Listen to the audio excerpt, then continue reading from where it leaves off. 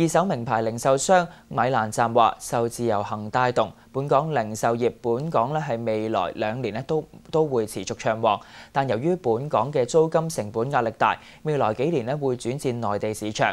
公司話，內地佔收入比重遲早係會超越香港。由顧志軍講下。咁內地人買嘅嘢一定係買啲好多好最貴嗰啲嘢啦，即係我哋有啲鱷魚皮嗰啲賣幾十萬一個，佢哋都係疫情係好多咁買。全新名牌紀念版手袋喺呢度標價10幾萬閒地，比專門店貴幾倍都好，只要有佢哋，生意就有保證。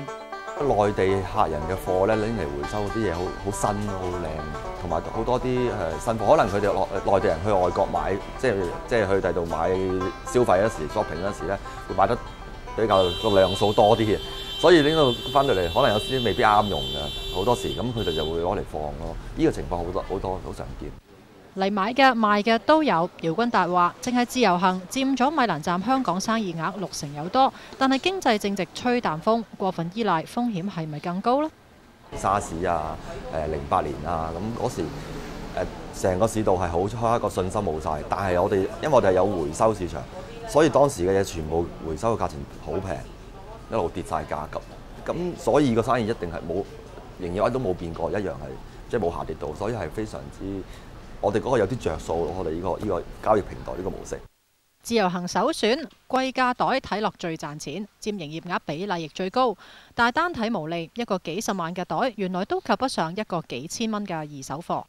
二手市場一啲呢啲牌子嘅袋啦，咁就佢哋我哋個 margin 呢啲就比較高啲嘅二手貨，因為其實呢啲係未即係用好新淨嘅二手貨，咁但係咧客人咧佢哋好多時就係喺歐洲買翻嚟啊，咁而且係二手嘅，咁佢哋願意價錢比較低啲嚟回收咯，咁我哋 mark 到可以高一啲，即係因為我諗有30%。唔多想睇下呢個袋放到幾錢？好啊，阿老小姐麻煩你等等啦。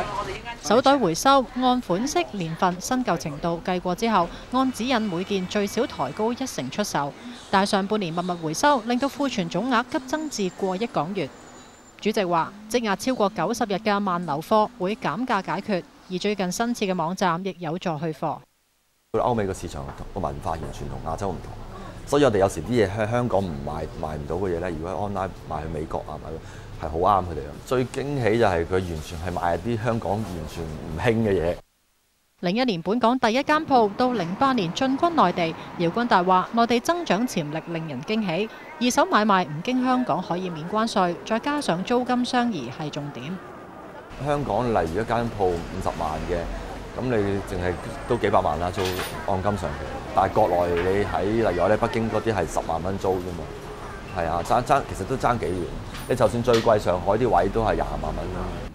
米蘭站話：今年全力開拓內地市場，期望喺1、2線城市開多5間鋪，3年內目標24間。